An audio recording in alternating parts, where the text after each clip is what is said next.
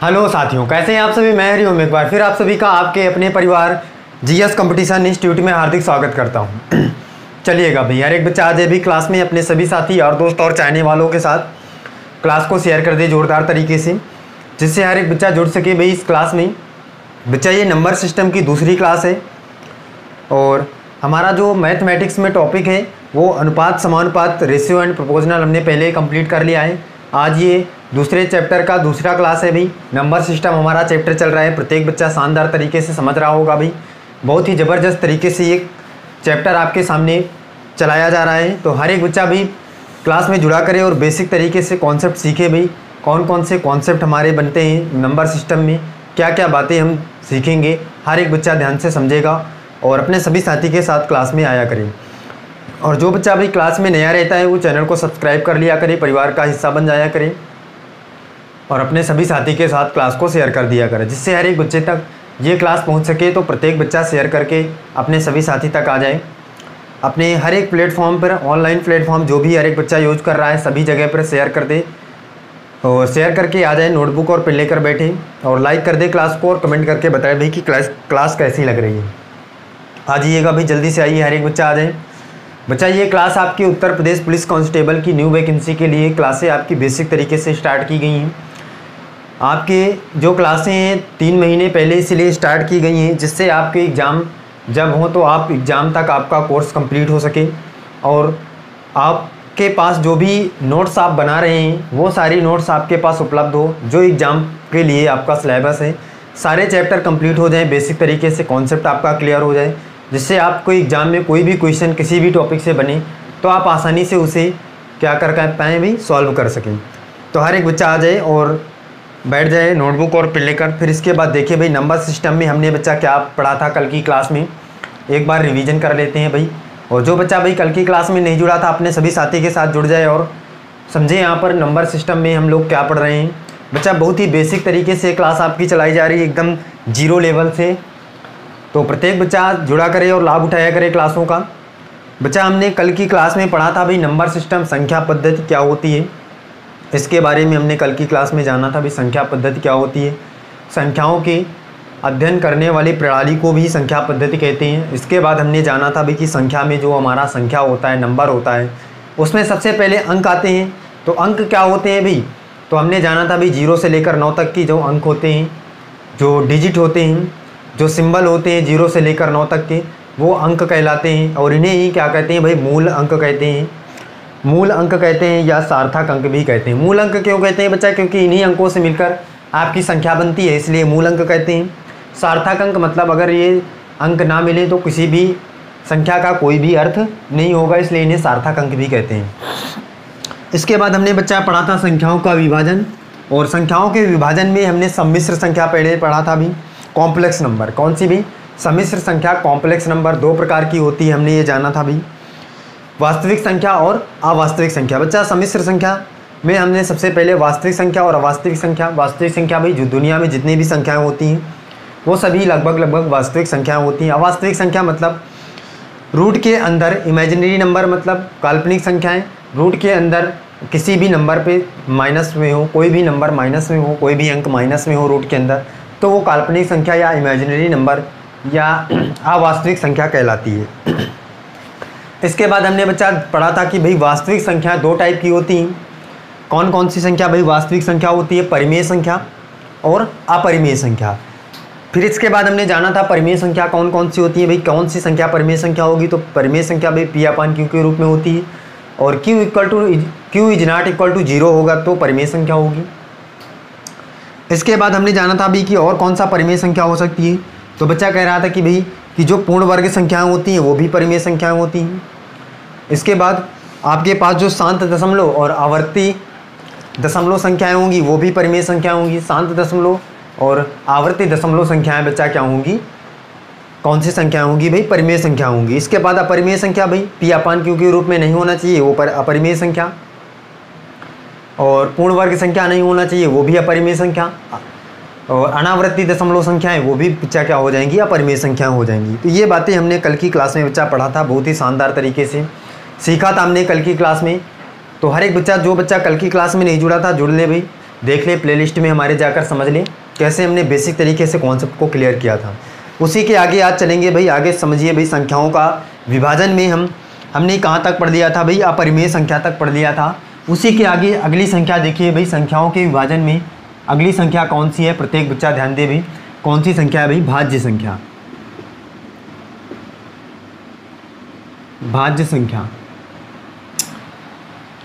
कौन सी संख्या है भाई, भाज्य संख्या। हर एक बच्चा ध्यान से समझे भाई, भाज्य संख्या समझे भाई क्या होती है, कंपोजिट नंबर।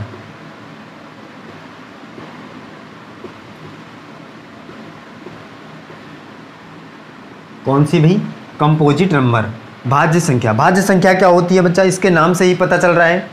भाज्य मतलब जो विभाजित हो जाए, ऐसी संख्या जो विभाजित हो जाए। कैसे विभाजित हो भाई, भाज्य संख्या कौन सी संख्या भाज्य संख्या कहलाएगी। तो बच्चा हम कह सकते हैं भाई कि ऐसी संख्या जिसमें क्या हो भाई, जिस संख्या के दो या दो से अधिक फैक्टर ना हो, वो दो से अधिक फैक्टर हो, वो संख्या क्या कहलाएगी भाई, भाज्य संख्या कहलाएगी। फिर से हर एक बच्चा देखिए भाई, भाज्य संख्या कौन सी संख्या होगी भाई, ऐसी संख्या जिसके दो से अधिक फैक्टर हो, वो संख्या क्या कहलाएगी भाई, भाज्य संख्या कहलाएगी। देखिए यहाँ पे डिफिनीशन लिख लेते हैं भाई, वह संख्या जिसके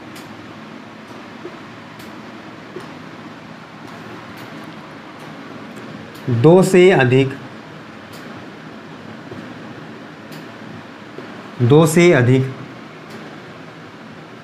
फैक्टर, या इसे ही भाजक कहते हैं। क्या कहते हैं भाई, भाजक। दो से अधिक फैक्टर होते हैं, भाज्य संख्या कहलाती है, कंपोजिट नंबर कहलाता है।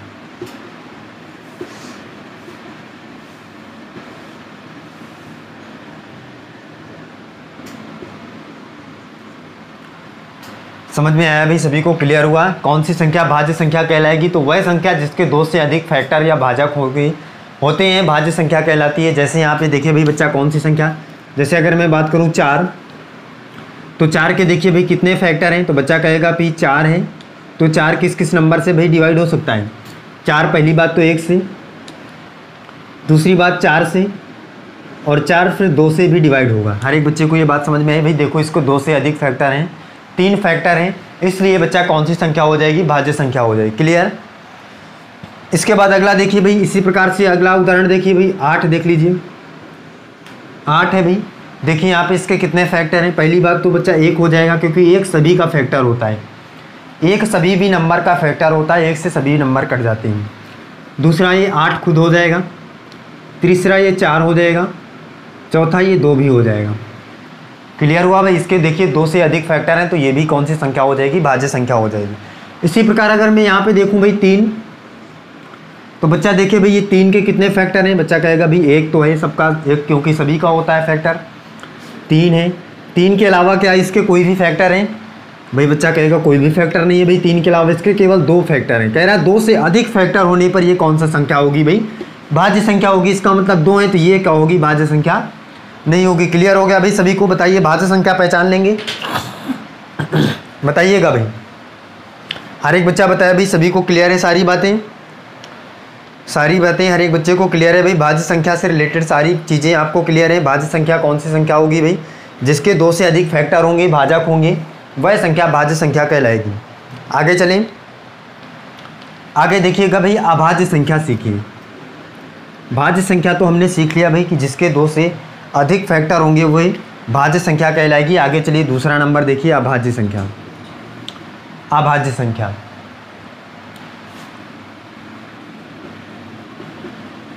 अभाज्य संख्या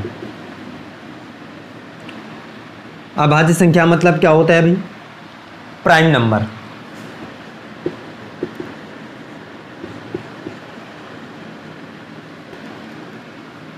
अभाज्य संख्या प्राइम नंबर। हर एक बच्चा ध्यान से समझे भाई, अभाज्य संख्या क्या होगी। बच्चा हमने भाज्य संख्या में देखा भाई,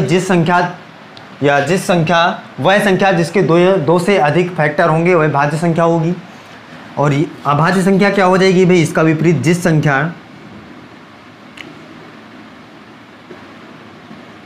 संख्या के दो ही फैक्टर होंगे या भाजक होंगे वह अभाज्य संख्या कहलाएगी।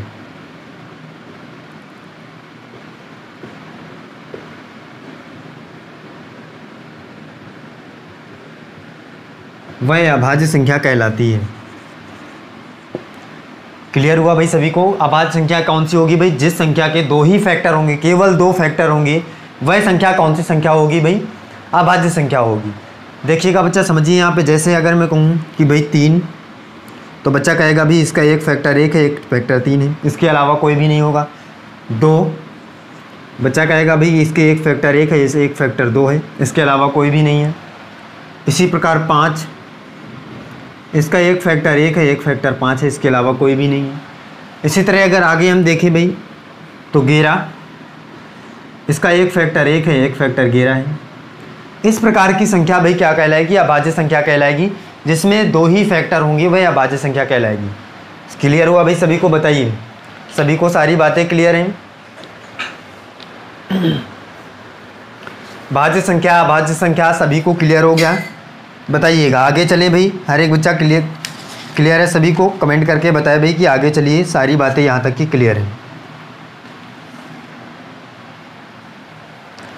चलिए आगे देखिए भाई, अगली संख्या देखिए क्या है। अगली संख्या पर चलते हैं। हमने सीख लिया भाई भाज्य संख्या, कंपोजिट नंबर, अभाज्य संख्या, प्राइम नंबर। अब इसके बाद देखते हैं भाई सह अभाज्य संख्या। क्या? सह अभाज्य संख्या, को प्राइम नंबर। ध्यान से हर एक बच्चा समझे भी। बच्चा को प्राइम नंबर जो होता है आपका सह अभाज्य संख्या होता है। क्या होती है सह अभाज्य संख्या? तो जिन दो संख्याओं का मासा 1 होगा वो दोनों संख्याएं सह अभाज्य संख्याएं या को प्राइम नंबर कहलाएंगी। कैसे भाई? हर एक बच्चा ध्यान से समझे भी। सबसे पहले तो आपको ये पता चल चुका है कि भाई जो सह अभाज्य संख्याएं होंगी वो अकेले नहीं होगी, दो संख्याएं किससे मिलकर सह अभाज्य संख्या बनेगी। ये बात हमने सबसे पहले ही जान लिया, क्योंकि ये कह ही रहा है कि जिन दो संख्याओं का मासा 1 होगा वो दोनों संख्याएं सह अभाज्य संख्याएं को प्राइम नंबर कहलाएंगी। तो बच्चा इसका मतलब भाई कोई भी संख्या अकेले सह अभाज्य संख्या नहीं हो सकती जब तक कि उसके साथ दूसरी संख्या ना हो। तो आपको हमेशा याद रखना है भाई कि कोई भी संख्या सह अभाज्य संख्या तब होगी जब उसके साथ कोई भी दूसरी संख्या रहेगी। तो आप डिफिनीशन में क्या लिख सकते हैं भाई सह अभाज्य संख्या की? जिन दो संख्याओं का मासा 1 होगा वह संख्या क्या कहलाएगी भाई? सह अभाज्य संख्या कहलाएगी। सह अभाज्य संख्या।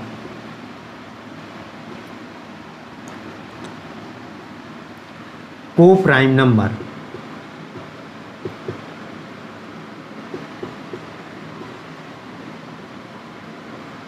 को प्राइम नंबर सह अभाज्य संख्या। समझिए बच्चा, सह अभाज्य संख्या क्या डिफिनीशन हमने यहाँ पे पढ़ा भाई? जिन दो संख्याओं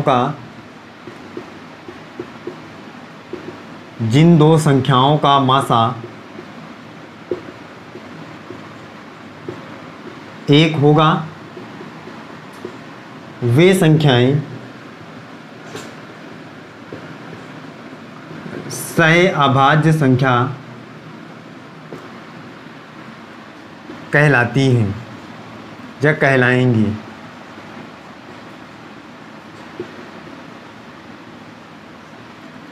समझिएगा बच्चा, क्या है भाई डिफिनीशन क्या है? जिन दो संख्याओं का मासा 1 होगा वे संख्याएं सह अभाज्य संख्याएं कहलाएंगी भाई। इसका मतलब दो संख्याएं होंगी, जैसे अगर मैं कहूँ कि भाई दो संख्याएं 3,4।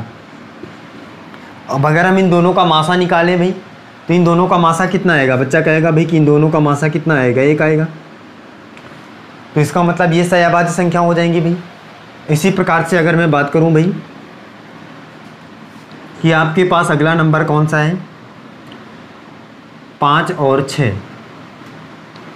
इनके बीच का भाई इनका मासा अगर हम निकालेंगे तो क्या आएगा? बच्चा कहेगा भाई कि 1 आएगा। तो ये भी सह अभाज्य संख्या हो जाएंगी। तो इस प्रकार से हम क्या कह सकते हैं भाई कि ऐसी दो संख्याएं जिनका मासा 1 होगा वे संख्याएं सह अभाज्य संख्याएं कहलाएंगी। समझ में आया भाई? सभी को क्लियर हुआ? बताइए, नोट कर लीजिएगा, हर एक बच्चा नोट कर ले जल्दी से।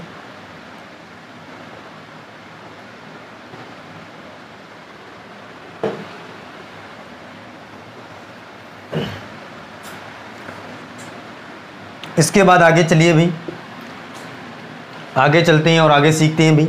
अब इसके बाद बच्चा हम सीखेंगे भाई, संख्याओं का परिचय हमने कर लिया, सही अभाज्य संख्या भी हमने जान लिया भाई कौन सी संख्या होगी, जिन दो संख्याओं के बीच का मासा जो होगा वो 1 होगा, वो सही अभाज्य संख्या को प्राइम नंबर होगी। अब चलिए बच्चा देखते हैं स्थानीय मान और जातीय मान क्या होता है, इससे रिलेटेड भाई क्वेश्चन हम आसानी से कैसे बनाएंगे।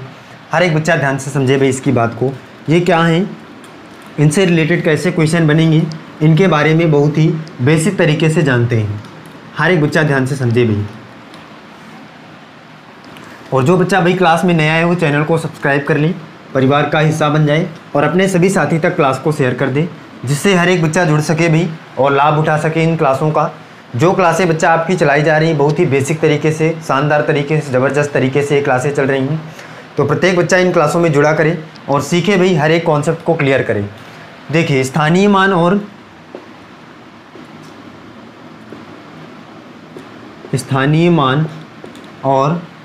कौन सा भाई पढ़ना है, जातीय मान।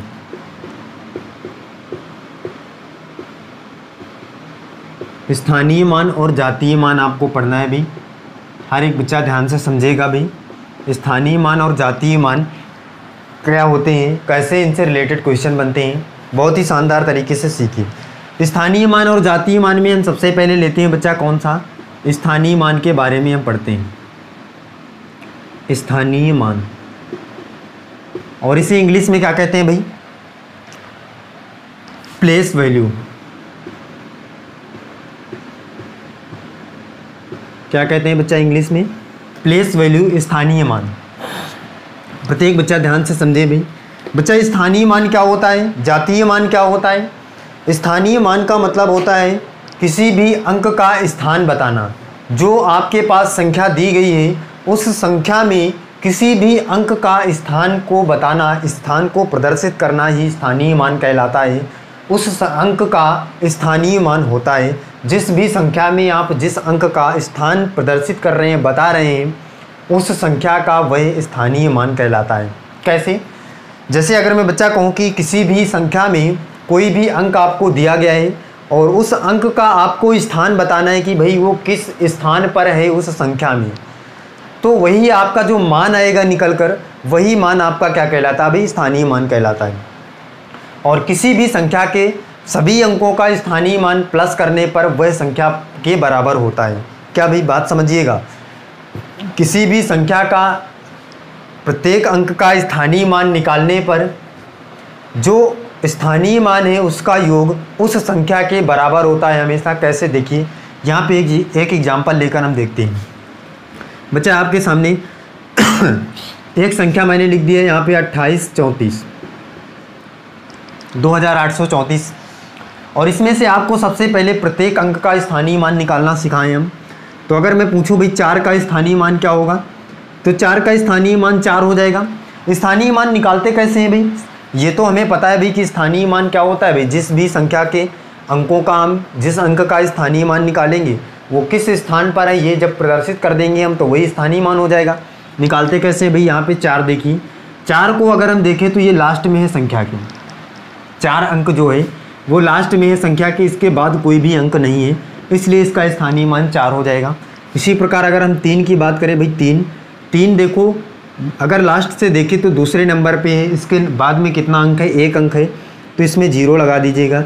जितने अंक भाई इसको क्रॉस करेगा उतना ही 0 आपको पीछे से लगाते जाना है। क्लियर हो रहा है सभी को, बताइए। अगर हम 8 की बात करें तो 8 में कितना भाई 2 अंक क्रॉस किया है तो 2 0 लगा देंगे। इसी प्रकार अगर 2 की बात करें तो 2 कितने अंक क्रॉस किया अभी, 3 अंक, तो 3 0 लगा देंगे। क्लियर हुआ। तो इसी प्रकार से अगर 4 का स्थानीय मान पूछा जाए तो यहाँ पे 4 का स्थानीय मान 4, 3 का स्थानीय मान 30, 8 का स्थानीय मान 800, 2 का स्थानीय मान कितना हो जाएगा, 2000 हो जाएगा।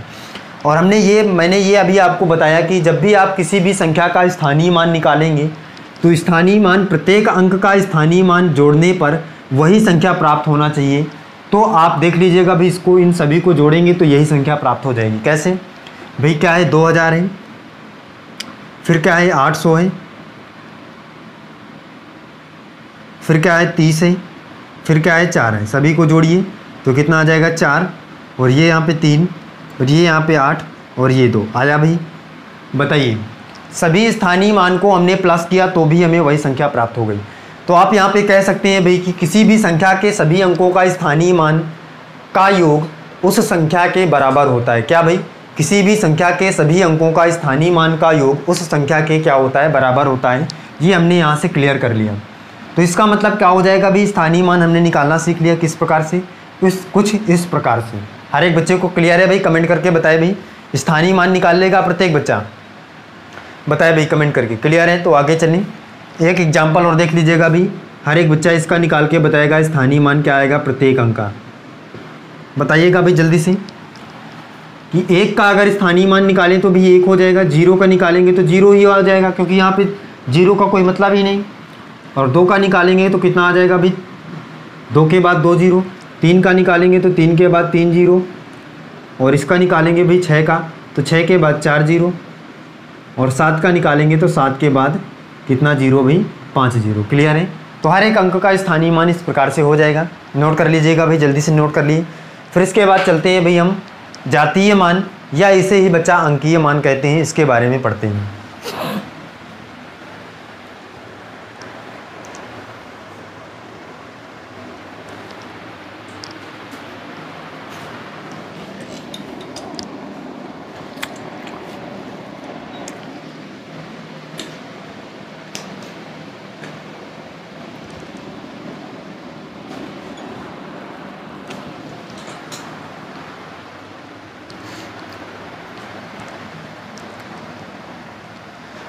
चलिएगा भाई आगे समझिए जातीय मान के बारे में।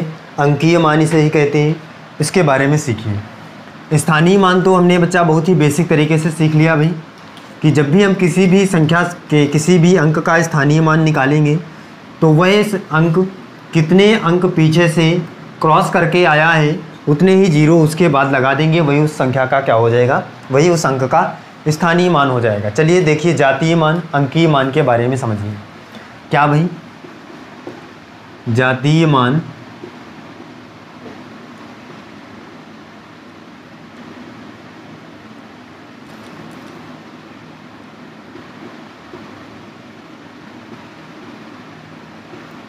या इसे ही कहते हैं भाई अंकीय मान, और इसे इंग्लिश में बच्चा कहते हैं फेस वैल्यू।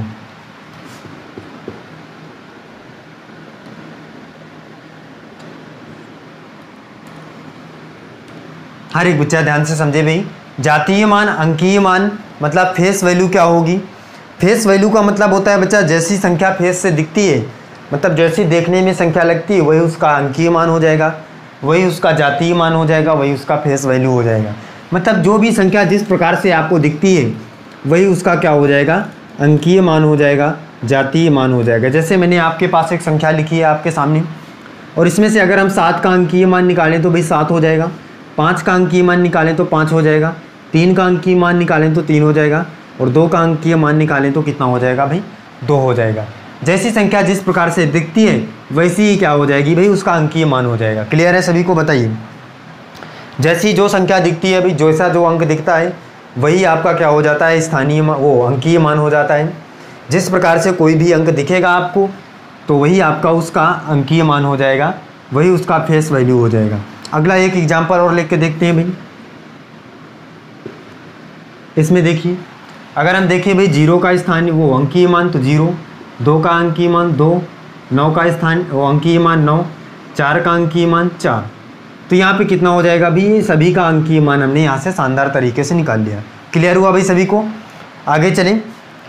चलिए अब देखते हैं क्वेश्चन भाई, इससे रिलेटेड क्वेश्चन कैसे बनते हैं। हर एक बच्चा ध्यान से समझे, जल्दी से क्वेश्चन देखिए प्रत्येक बच्चा, और उस क्वेश्चन को करने की कोशिश करेगा, क्योंकि बच्चा आपने स्थानीय मान और अंकीय मान निकालना बहुत ही शानदार तरीके से सीख लिया है। तो क्वेश्चन आप जल्दी से करेंगे, क्या होगा आंसर? क्वेश्चन है बच्चा, पहला क्वेश्चन है इसका 5634 में 6 के स्थानीय मान, 6 के स्थानीय मान और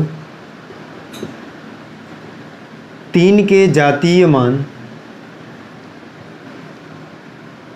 3 के जातीय मान का अंतर ज्ञात करो, का अंतर ज्ञात करो। हर एक बच्चा ध्यान से क्वेश्चन को देखे भैया और क्वेश्चन का आंसर करे। का अंतर क्या होगा भाई? स्थानीय मान और जातीय मान के बीच का अंतर आपको बताना है, प्रत्येक बच्चा करके बताए।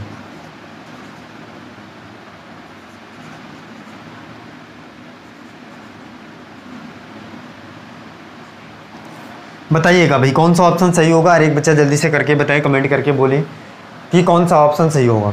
चलिएगा देख लेते हैं भाई। हमारे पास जो अंक भाई दिया गया है भाई, शब्द वो आपके पास जो संख्या दी गई है कौन सी है भाई? 5634 है।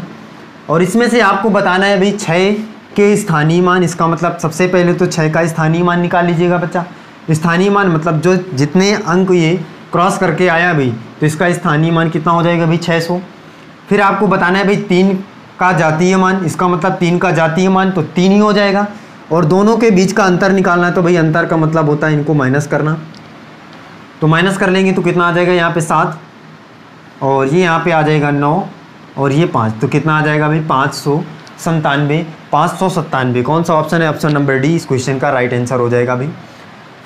6 के स्थानीय मान और 3 के जातीय मान का अंतर क्या हो जाएगा भाई? 597 हो जाएगा। क्लियर है भाई सभी को? बताइए सभी को सारी बातें क्लियर हैं इस क्वेश्चन की? क्लियर हो रहा है सभी को? आगे चलें अगले क्वेश्चन पर। बताइएगा भाई। चलिएगा हर एक बच्चा देखे भाई, अगला क्वेश्चन देखे क्या है।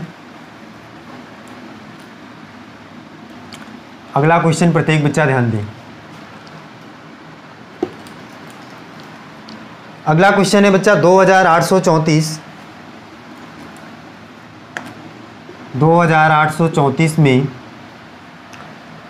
8 के स्थानीय मान, 8 के स्थानीय मान और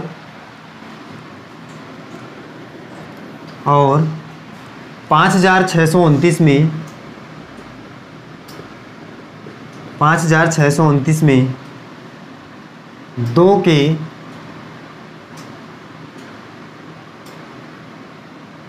स्थानीय मान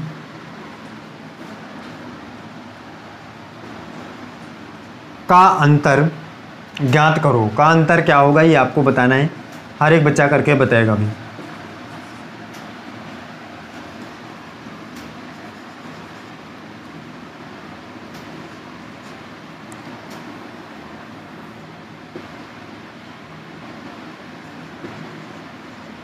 बताइएगा भी जल्दी से, हर एक बच्चा करके बताए भी क्या होगा इस क्वेश्चन का आंसर। देखिएगा बच्चा, समझिए यहाँ पे भाई। देखिए क्वेश्चन क्या है। क्वेश्चन है बच्चा 2834 में 8 का स्थानीय मान। इसका मतलब 8 का स्थानीय मान निकालेंगे तो 800 आ जाएगा।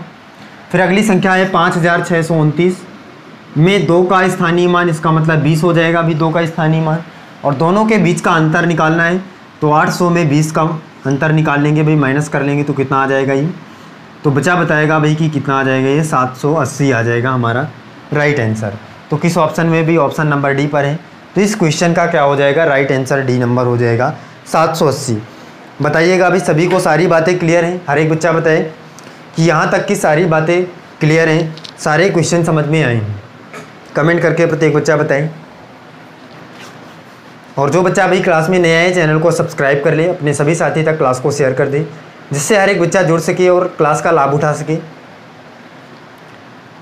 सभी को क्लियर है भाई? चलिए फिर आज की क्लास को हम यहीं तक रखते हैं और मिलते हैं अगली क्लास में।